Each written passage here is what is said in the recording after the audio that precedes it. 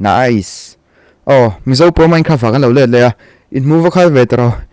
Ei kar khat chung chol kala ti chuan kar khat chung chol kala nuwa khanin chitlang in ron zui le ngala. Ei ka o te po dik thei lawa tuna te point ko hi chang da uleka video te po ka ron siam wat thei lawa amara chu ei ziom lam bangan pan ve sha cheta kan tha so zel to turangai la. In ngai ang khan mi lo ni o ka dam lo dan he chu ka covid mi lo ni. Voi khat chu ko covid to ana dan vel kha ain ang lawa chuan chonin covid ani ka ring lawa shitlang omna satli ani ka ringa mara chu hei tongte harsa ote changa chmin van chon video te krom post vat thilowa amara chu seng khanin kan tha chho tan zela video te po mumal den krom post tan le thei to don ani kan huang hianin hei netherite armor te netherite tools te ka nei to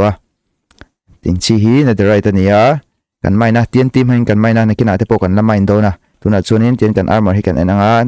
unbreaking protection 4 khan vector ting hi thabel ber khan ni to chunin kan man ro te po hei ti hen kan ti to netherite ne han kan lo combine to chunin kanin sakta hi kan enanga kan thloganga kanin sakta hi kan en chinang ei kan mention sakhania lo boy mema lo save chara chuanin hei kan mention khania chuan thingkung te hi ten kala uphuna ma chu la moi lo ang reng khop maya hei pon lampang poi detail salom lawa chung lampang phei chuan ma kana tilawa chuanin storage sitle ma zong kan khoi boka chumi kan siam na video vel chu lo enila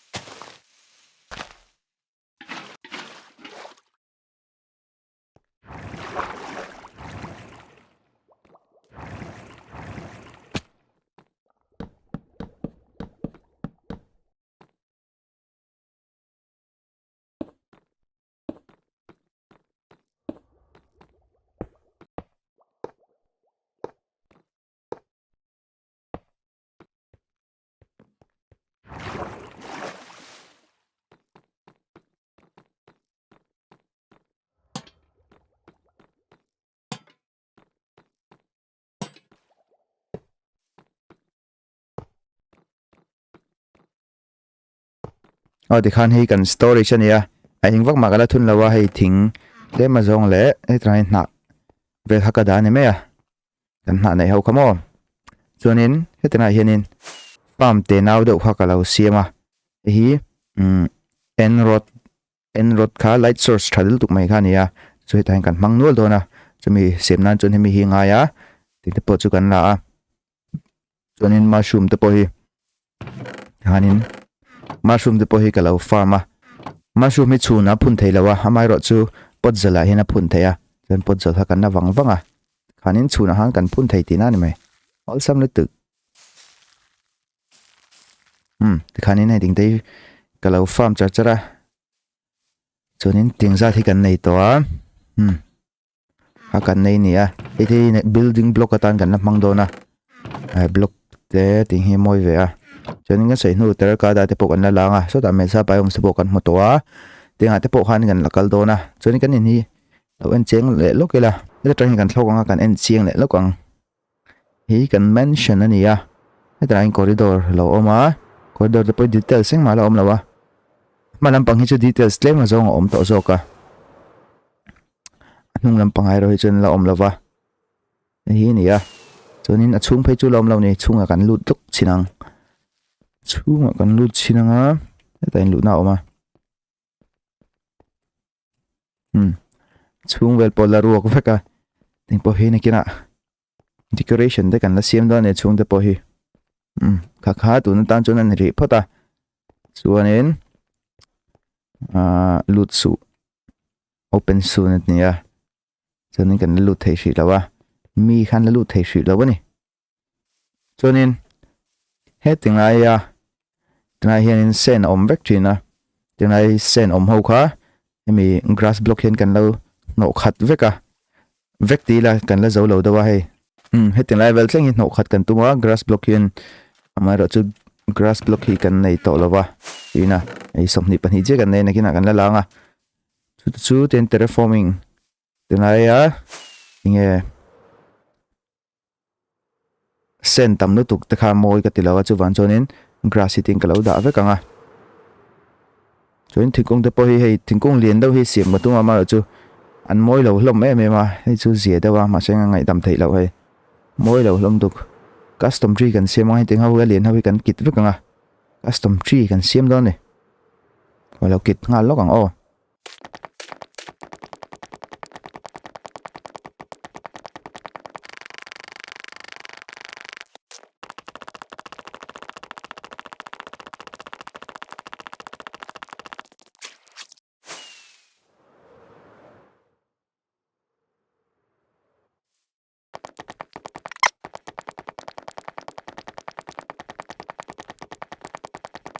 Oh 1.19 hi kan khel trap to a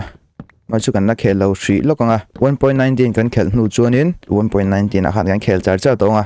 tuna hen khovel pahni ka siam to a tuna chuanin khovel thar ti le mizo pro minecraft hi nia chuanin pakhat kan siam lang 1.19 a hemi hi chu kan khel rei tol vak ton lawa tuna kan mizo pro minecraft hi chu 1.19 kan khel huna khanin kan khel char char to nga chuanin ange ming tur ta kha ming tur duin nei chuanin lo comment ula kan game khel le turang chi ma seng uluk tak khan lo ngai tu la an chu kan khel cha chan to na turani do na wangin ming nal deuh te hanga ya comment na khanin nge kan khovel ming tur kha lo phola chuanin nikin deuh la ka kan khel do ni o tuna chuan tlai kan terraforming hi trai sen amawi achunga hian grass kan lo danga chen khanin grass hi kan nei to lawa chuan grass kan la zuayanga plain area deuh la kami kan langa ta han plain area chu min ka hria so tana mi sukan la lokang o henteng circle box pali vel hila kan tuma ani chuanin kan na chan theya tuna chuan time lapse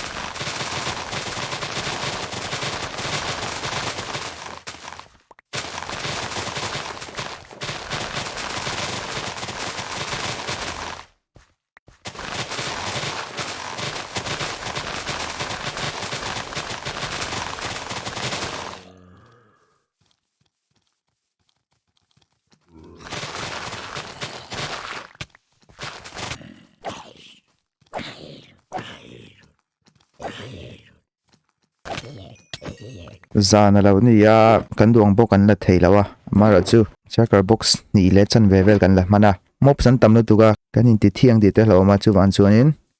kal san ri photanga checker box pat ni le chan ve hi tok ri ro se kan la nem le mai ho diang o de hang grass block tam ta kan nei to wa chuanin kan lo eng lawanga kan lo da tananga tiếng hiến cần lâu đã sẽ làm được hiện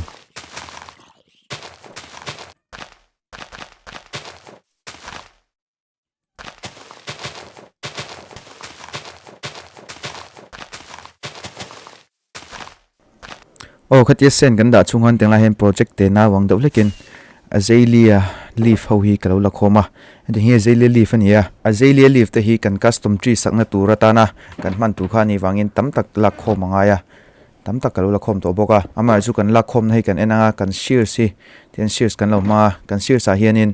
unbreaking mending efficiency oma a chet do to pokanin a hil zel the amar chu hil hi ngai zung zung thina chumini van chunin ti dan dang kan ngai tonga kan starter base lama han kan phei le a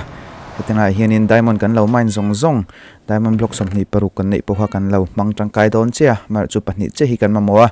chunin stick pot tana hian nei sa lo nei a stick pot pahni kan mamowa chunin crafting table a khanin ti hian kan da a chunin diamond poha ti hian kan da a chunin man tangkai tuk mai kha lo chuka hi diamond ho nia amai ro chu ten ala man tlak top lawa kan diamond ho a hian silk touch enchantment kha kan duwa ma seng silk touch le khabu hi kan nei lawa chumi ni wang chunin kan enchant list to pangaya kan level hi 61 ani boka kan enchant tau theidona silk touch enchantment nei ram kan tum don ni chunin enchantment tur khanin ti hianin kan spider farm ahan ka chuka kan spider farm bula hianin enchantment area la oma tena hian kan enchana amai ro chu kan han enchant che hianin van nei na hi kan lama tang lo chiang hlea tena hianin voing manizat kan enchant nona kan duang tak silk touch kha aron thleng theilawa kan level po kan chan hnem pha a kan beidong trepa amai ro chu atopa ti hianin silk touch kan du tak kha alo om thei rama alo mom hle ni silk touch mai pa ka unbreaking aron om tela wangin unbreaking da bel ngai to lawin mending che hi kan da bel dona kan ho minga hianin holy kan tia achan chu he hi ho ania tangkai ema khanin mending kan da a xp mang khanan heal char to doni amar chu tingai hianin netherite ingot nen khan kan combine theilawa netherite kha kan nei dai to lawa chumini wang chon diamond ho hi chu diamond angin la om free photanga nekina netherite tin kan upgrade to ni o kan lo enanga tena hianin grass block kha kalo da zo vek to ka da tur china kati khachu tena hi chu tlem ka zu adawa ba khe chu kalo da zo vek to grass block po tam ta kan manga chonin kan holam pang khanin shipwreck a sonin tena shipwreck soin munga na sonin buried treasure map alom lawa chu buried treasure ha kan zong hala chumi kan zanna chu lo en le lokila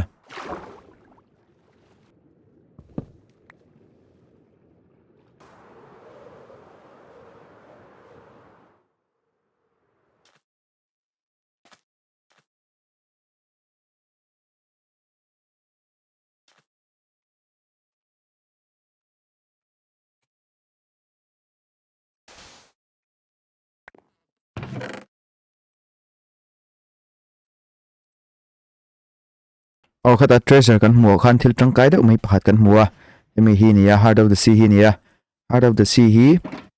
tui chunga khan man theya nekina nge tui chung thok thei nan te khan man thei don nekina kan la siamanga amara chu tuna join project kan lai kan la neya he in te kan la sa chunin he tengai kan mention bulvel chu kan du tok ri loknga episode ma selama khan tengai hian TNT kan hal chiama ama chu hei duangin la thuk lawa chuan chunin tena hianin TNT kan hal lenga bedrock thleng khutanai thleng deuh tho hanin hal kan tumanga mining area pui deuh moi deuh kan la siam don ni tena hianin TNT mangin kan mine le dona chumini wang chunin kan creeper farm han kalo FK le lokanga tuna chunin kan starter house lama han phei le lokela kan powder farm hanin kan vo FK le zoi don ni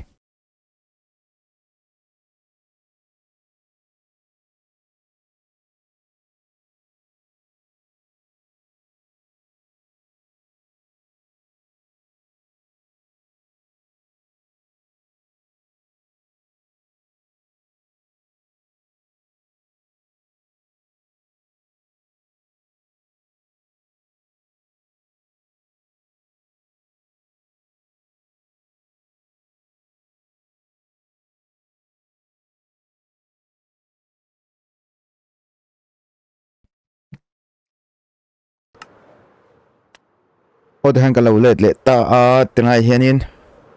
sen le gunpowder ha kalo towa hinting ho hi nia dai thuak tura ngai la tan kan siamanga TNT hi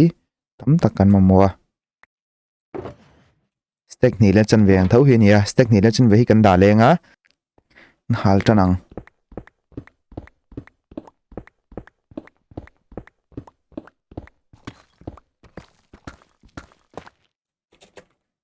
Damn.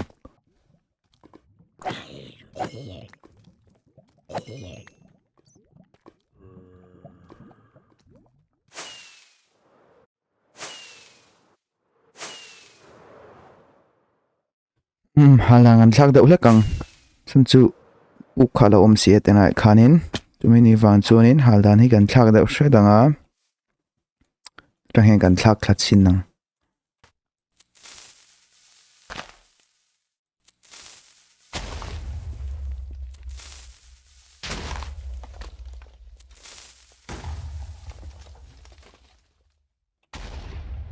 TNT du par te ho man mei to ne na kina TNT du parin kan lat ti doni hei